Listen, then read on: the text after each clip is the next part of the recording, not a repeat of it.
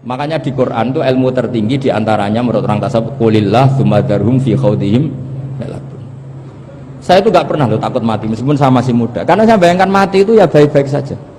Ketika saya hidup ya gak tahu cara ngelola nyawa saya, kenapa kok gak pergi. Kamu tahu caranya ngelola nyawa kamu, kok gak mati sekarang? Gak tahu kan? Tahu-tahu masih hidup kan?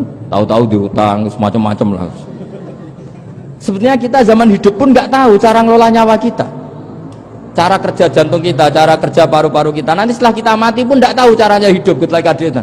Tapi anehnya kita, mosok manusia sudah dilemah iso hidup lagi. Memangnya kita sekarang bisa hidup karena kita tahu-tahu ya hidup. Ditekdir anak yang melarat, paese elek. Orang lain ditekdir anak Kiai Gus Mulyo. Kita kan tidak pernah bisa milih bapak itu ora iso. Ngerti-ngerti anak Karmen, anak Karlan itu sudah nggak tahu. Artinya gini ya, sudah ya Allah, ketika saya hidup ya tidak tahu kenapa saya hidup, pasti engkau yang menghidupkan.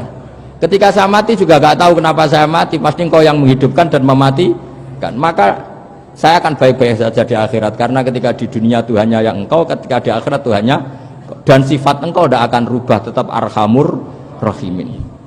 Makanya dulu wali-wali itu kalau mau mati ya santai aja. Saya itu Umar bin Abdul Aziz, itu ulama-ulama dulu, kalau mau meninggal itu kalau keluarganya nangis marah besar. Memangnya mau kemana kamu nangisin saya? Lah kamu kan mau mati. Memangnya mau kemana kalau mati? Ya kembali ke Allah. Lah susahnya apa? Di dunia ya milik Allah, di akhirat milik Allah. Inna sholati wa nusuki wa mahyaya wa mamati lillahi rabbil. Yang aneh sampean harus melarat orang wani mati. Wah, aneh tenan. Ya karena sampean tahu mungkin di akhirat lebih miskin lagi kan. Terus repot terus.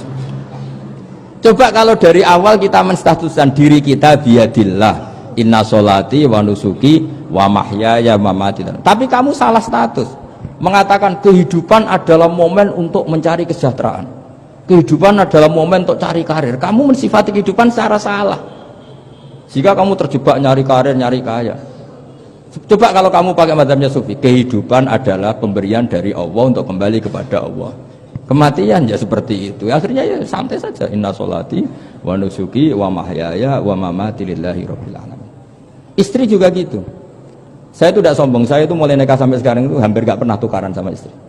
Sama istri saya itu sering bilang gini, Gus, kali-kali kalau saya ngamuk itu diwales, dilawan, supaya saya punya musuh katanya. Betul ya?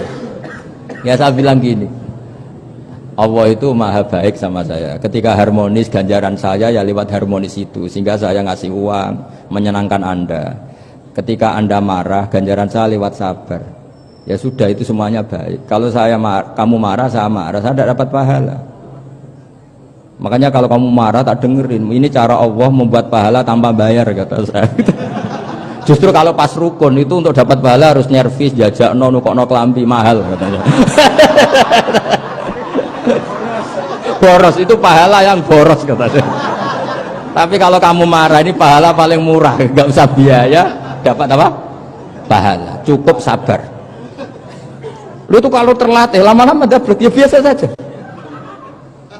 Ulama dulu seperti itu semua.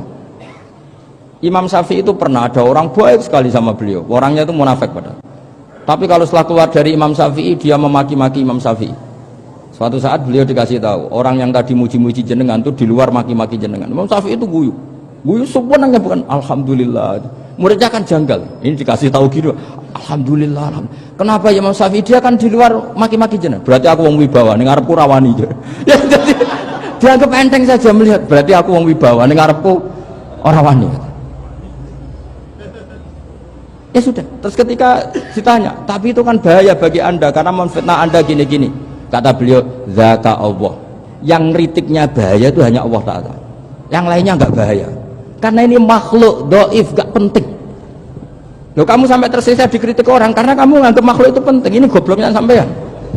Goblok segoblok-gobloknya gitu. Coba kalau kamu menstatuskan makhluk tetap makhluk, kritiknya tidak penting. Selesai kan? Selesai enggak? Ini problem Anda ada wali itu, kalau dikritik ya susah. Makanya ada wali itu problem menurut saya. Makanya saya nggak jadi wali itu kan, kan? Karena hanya wali yang hidupnya itu la khaufun alaihim wa lahum yahzanun. Orang dulu tuh semudah itu hidup, gampang sekali. Dulu ceritanya, diantara ceritanya manakibnya Sayyid Ja'far Shadiq itu, kalau ada orang memaki-maki dia itu dikirimi hadiah. Kenapa ya? Karena kebaikan kamu telah kamu berikan kepada saya, ini hadiahnya. Sampai malu yang kritik itu. Kan kalau orang rasani itu kan kebaikannya dikasihkan sama yang dirasani. Lah kamu kan ngajinya seperti itu, tapi dirasani kok susah. Harusnya kan kasih aja, ditransferi saja. Alhamdulillah. Ya karena kita salah menamain tadi. Sing rasani pembenci, pembenci itu bahaya.